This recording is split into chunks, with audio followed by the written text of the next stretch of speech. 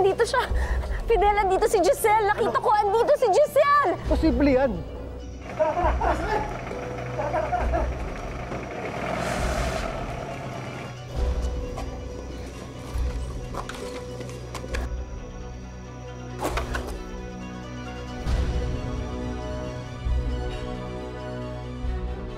Hindi na ikaw ang may-ari ng fitness gym ito.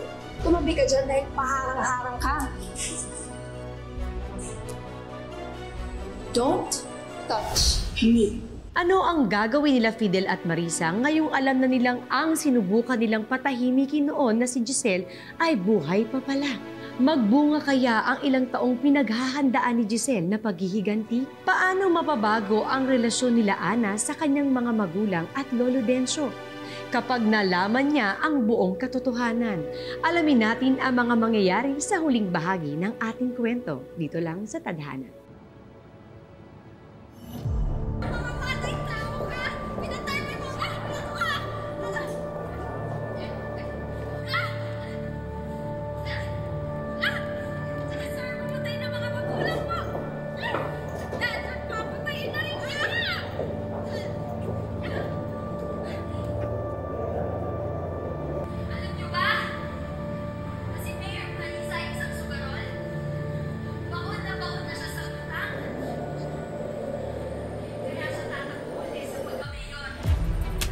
Nakakahiya ang mama mo, Ana. Anak ka pala ng sugalera. Salot? Eto, nakaw mo din ba to? Hoy! Hoy! Anong ginagawa na sa kaibigan namin? Nancy at Billy, aware ba kayo na anak siya ng isang kurakot? Oo nga, like mother, like daughter. Kaya siguro laging top yan sa klase. Binabayaran din yung school. Hoy! Fake news yan! Mga nagpapapaniwala kayo? Mga uto-uto! We, siguro bayad ka rin para maging kaibigan niya. Ako? Bayarang kaibigan? Baka ikaw, binabayaran mo yung mga alipores mong friends na kagaya mong loser! Check! Wala kang wow factor! Ikaw! Hoy! Tumigil nga kayo! Akala mo natatakot ako sa'yo? Hindi mo na kayo nahiya. Tama na! Sabi tama na eh. Nasa school tayo. Hindi mo na kayo nahiya. Mga paepal! Akala mo kung sino mga tsahang yun? Tama na!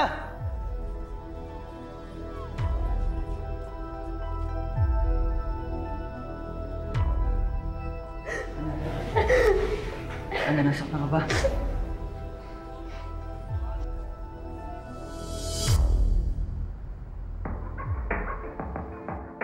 Okay na to. Okay na yung design na to. Ipaprint na to agad, ha? Okay, good job. Sige. Giselle! Anong ginagawa mo dito, ha? Sasaktan mo rin ba ako katulad ng hobby ng demonita mong asawa? Giselle, nakikiusap ako sa'yo. Tantanan mo na ang asawa ko. Gumawa ka ng video at sabihin sa mga tao na hindi totoo mga binibintang mo sa kanya. I'm begging you. Bitawan mo nga ako? Ang kapal ng mukha mo. Alam mo kung gaano kasama ang asawa mo. Kasalanan mo kung bakit lahat nangyayari to. Alam mo kung matino kang tao, hindi mo ko pagsasamantalahan. Kung matino kang tao, hindi mo hahayaang ipapatay ang mga magulang ko. Hindi mo hahayaan na barilin ako. At higit sa lahat, hindi mo hahayaan na palakihin ng anak ko kasama ang isang mamamatay tao! Please, Giselle! Hindi mo ba lamang kayang gawin ni Marisa sa akin? Sa anak natin! Please! Please! Bitawan mo ko! Sabing bitawan mo ko! Ang kapal ng mukha mo. Ha? Alam ko kung gaano kasama ang asawa mo. Hindi ba responsibilidad mo na putulin ang sungay niya? Hanggang kailan ka mo magiging alipin at sunod-sunuran na mag-amang kampo ni Satanas? Pwede ba umalis ka na? Ha? Alas!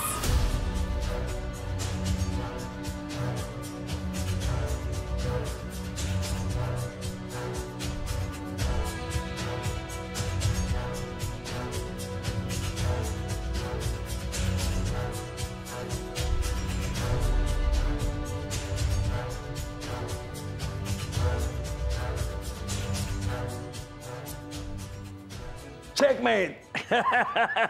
Wala ka talagang binatbate ko. I'm going to kill her! I swear I'm going to kill her! The hell, Marisa? How dare you ruin our game? Huh? Dad, she's alive! Smilay ko. She's alive. Sino? Si Giselle Mateo. Buhay pa pala yung babaeng yun. Hindi ko alam. Buhay pa yung lecheng yun and she's out there to ruin me! Calm down. Sit down. Sit down. She's alive. Sino? Si Giselle Mateo, Dad. Saan mo siya nakita? Sigurado ka na siya yon? Or not just a look-alike or something? Huh? Yes, Dad. Oh. I'm so sure because she is the new owner of the fitness gym. Ibang apelido ang ginamit niya kaya hindi siya napansin ng EA ko. Dad, sobrang pinahiya niya ako kanina. Ang dami-dami niyang sinabi. Sugalera ako, kurakot ako at kung ano-ano pa. Ang daming nag-video. Oh my God! Talagang babawi ako yung babae. That will affect your candidacy. Anong gagawin mo? Si Ana. Si Ana. Gagamitin ko yung anak niya. Tignan ko lang kung hindi lumuhod sa harap ko yung babaeng yun. Walang hiya. Don't you do that. Inosente si Ana.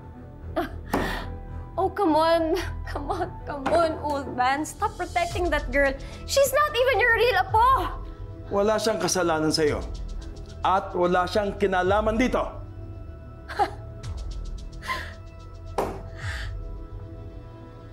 Dawit na yung batang yan simula nung pinanganak siya. Nakakalimutan mo ba, Dad? Na ikaw ang pumersa sa akin na akuin ang pagiging ina kay Ana dahil sa political career mo? Dahil sa kasakiman mo sa posisyon. Nakakalimutan mo ba? Ha?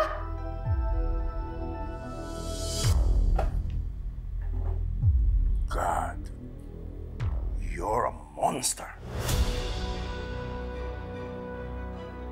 Me? A monster? You turned me into one.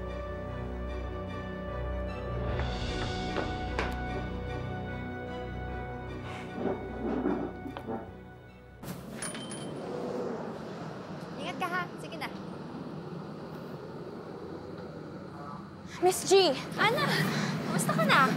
Bakit mo inaaway ang mama ko? Nang dahil sa'yo, nasira yung image ng pamilya namin. Pati sa school, binubuli na ako. Ano bang ginawa sa'yo ng mami ko, ha? Ha? Bakit ang sama mo? Paano mo yun nagawa? Ha? Pati ako, nabubuli na ako sa school. Ano bang ginawa ko sa'yo? Ana! Ako yung tunay mong ina. What? Are you crazy? I know who my parents are. And I know who my mother is, and hindi ikaw yon. Ana, alam kong mahirap paniwalaan. Ha? Pero ako yung tunay mong ina. Totoo yung sinasabi ko. Totoo lahat yung sinasabi ko. Talagang mahirap? I know you're lying. Dahil hindi pwedeng ikaw yung nanay ko. Ana! Ana! No!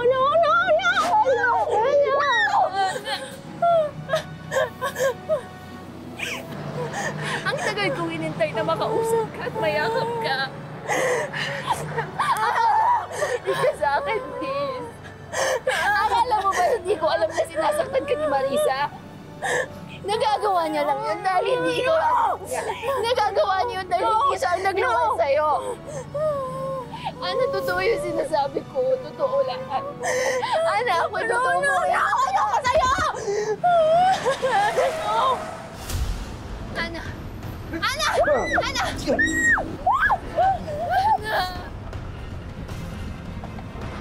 Ana!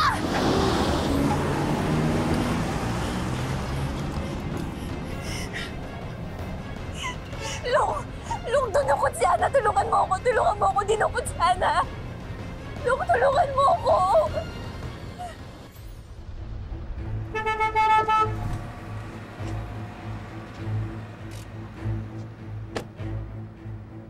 Buhay ka pa palang leche ka? Anong ginagawa mo rito? Fidel, si Ana. Ana dinukot. Dinukot? Paano mo nasabing dinukot siya? Pinuntahan niya ako sa gym kanina. Nagkasagutan kami, nag-away, biglang may dumating ng mga armadong tao. Tapos dinukot siya. Kalokohan! Gusto mo lang makuha ang anak mo. Gawa-gawa mo lang yan. Sabi po kami ng totoo. Nasaan si Marisa? Call your wife now.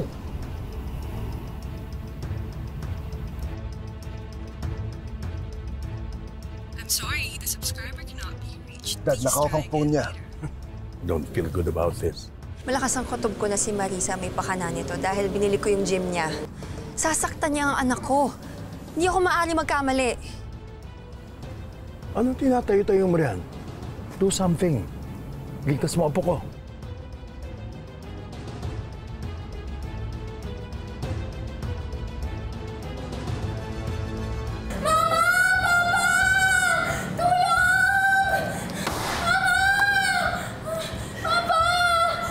Ingay mo naman eh!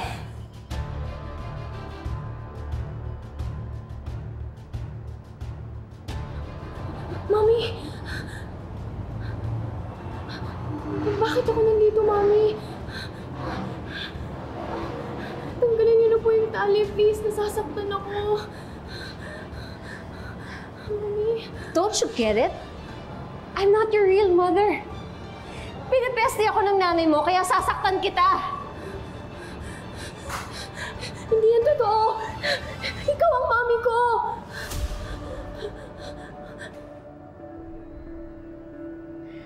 Bobo ka ba? O nagbubulag-bulagan ka lang? Kung totoo kitang anak, hindi kita sasaktan. Boba!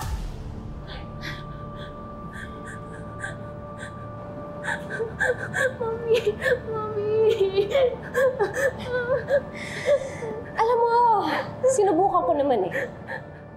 Sinubukan kong magpakananay sa'yo. Why not? Di naman kasi ako magkaanak.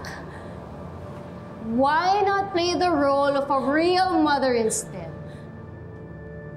Kaya lang naaalibadbaran ako sa mukha mo eh.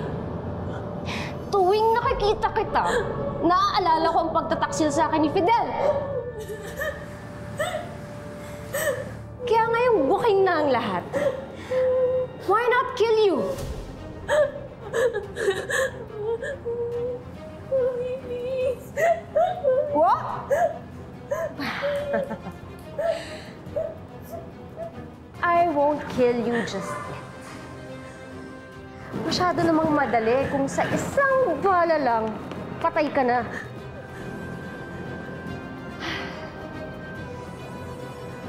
You need to suffer, my dear Anna.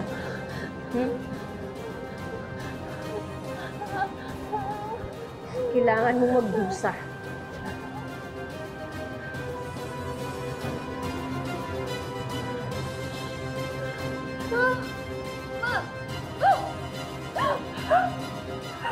Dami! Hindi na po ako makahinga, please! Dami, please! Wala akong pakialam! Magdusa ka!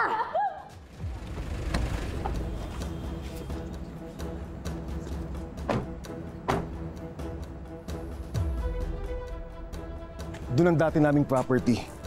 Sigurado ka ba nasasama ka sa amin? Oo. Hindi na ako yung mahinang babae na pinagsamantalahan mo noon. Kayang-kaya ko lumaban, lalong-lalo na kung para sa anak ko. Pop, huwag na kayo mag-away. Remember, we're here to save our daughter. Okay? Let's go.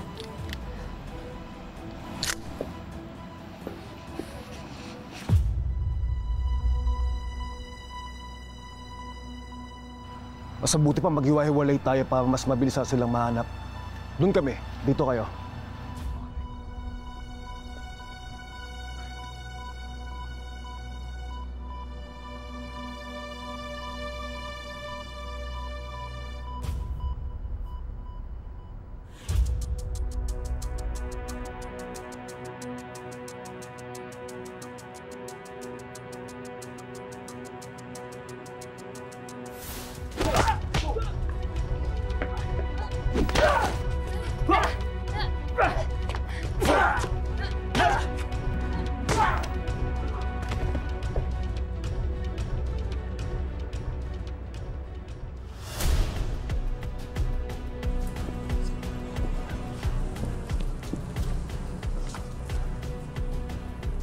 Ano, boss?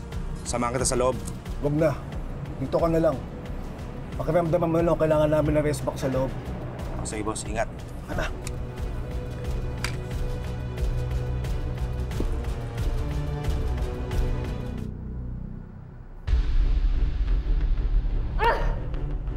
Bad trip. Game over. Anong tinitingin-tingin mo dyan, ha? Gusto mo masaktan? Wala kang kasing sama, Marisa! Babagsak ka rin! Ano tinawag mo sa akin? Ha? Marisa lang? Matuto kang rumespeto sa nagpalaki sa'yo!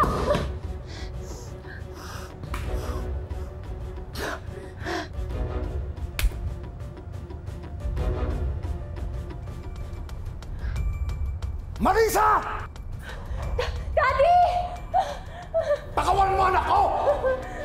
Anak mo? O anak mo sa kirida mo? Papatayin ko ng batang to! Ha?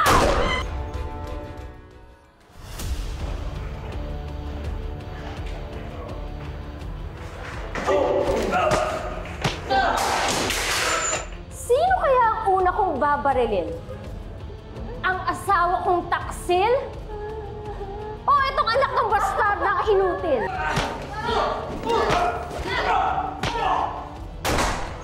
Hayop ka, Marisa! Hayop ka! Baba mo yan! Ibaba mo yan! Fidel! Baba! Daddy! Daddy! Ano ginagawa niyo? Baka naman kapakawalan yung daddy ko! Daddy! Pakawalan yung daddy ko! Daddy! Pakawalan niyo si daddy! Ay nako! Ang dalawang mag-amang kaawa-awa. Hanggang dyan na lang kayo. Pakawalan mo sila! Tignan mo nga naman, kompleto na ang casting. Nandito na ang kiridang kabit at ang bago niyang sugar daddy. Ano? Gusto mong paputukin ko tong sentido ng anak mo? Baba! Baba niyo yung baril niyo! Baba!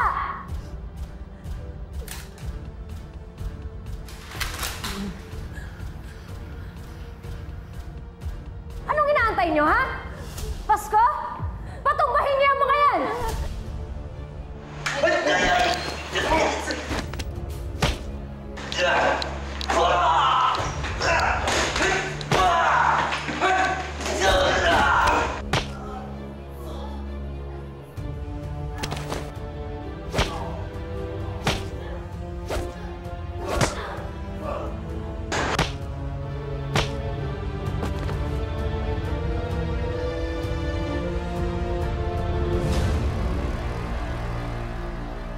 Marisa! Tama na! Maawa ka na, Marisa.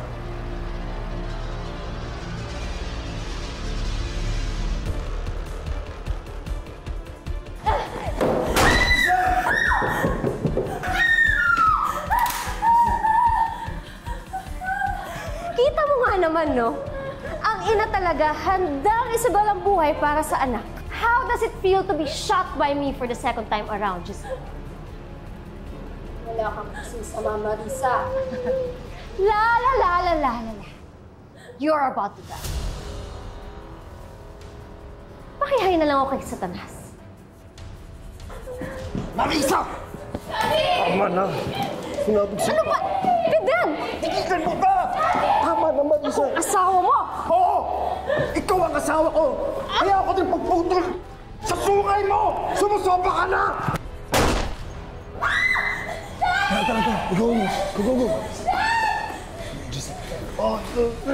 I'm sorry, Marisa. I'm sorry sa lahat ng mga pagkakasala ko. Ana, sumama ka na sa totoong mama mo. Ako nang bahala. Daddy! Ana.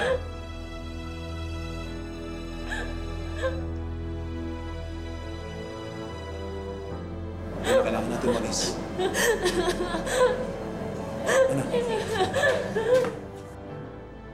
Marisa, patawarin mo ako sa lahat ng maling kasalanan ko sa'yo. Patawarin mo ako, Marisa. Ayoko kang mamatay, Fidel. Hindi. Patawarin mo. Lumaban ka, Marisa. Dadaling kita sa ospital. Lumaban ka! Masyado lang kitang minahal. Marisa, patawarin mo ako. Marisa! Marisa!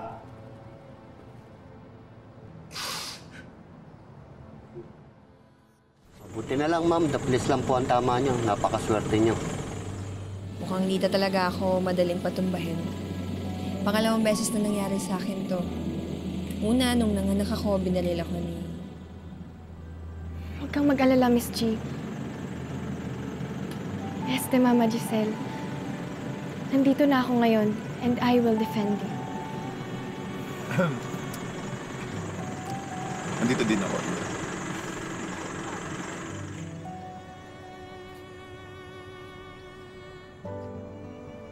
Where's my daughter? Where's Marisa? Asan si Marisa? Ha? I'm sorry, Dad. Wala na si Marisa.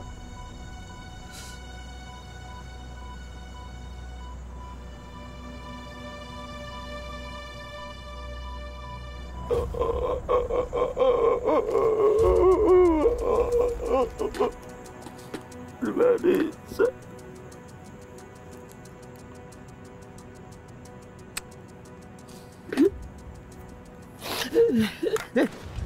Dad, this is all your fault, Dad!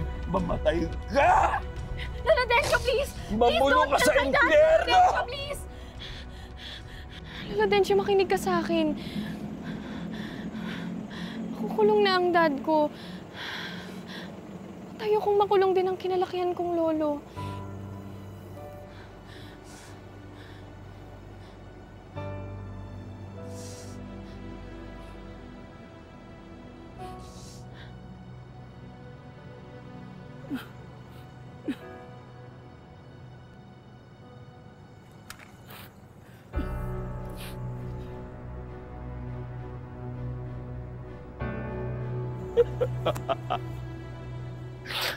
Marisa.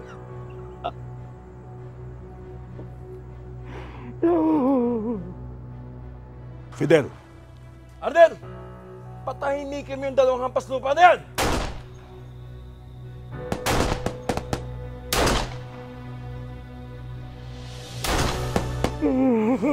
May karapatan kang manahimik. May karapatan kung kumuha ng abogado para may tanggol mo ang iyong sarili.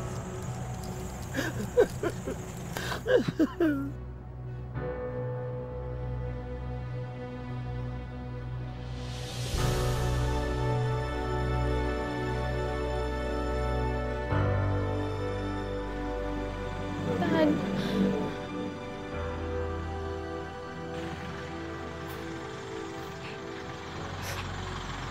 Wala nang mananakit sa'yo, anak. You're safe now.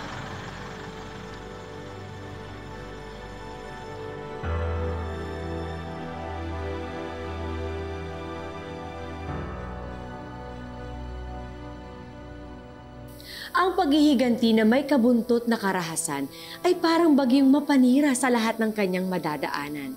Mabuti na lang sa bandang huli, nanindigan si Fidel na ang anak niyang si Ana ang dapat niyang pangalagaan. Kailangang pagbayaran ni Marisa ang mga nagawa niyang kasalanan.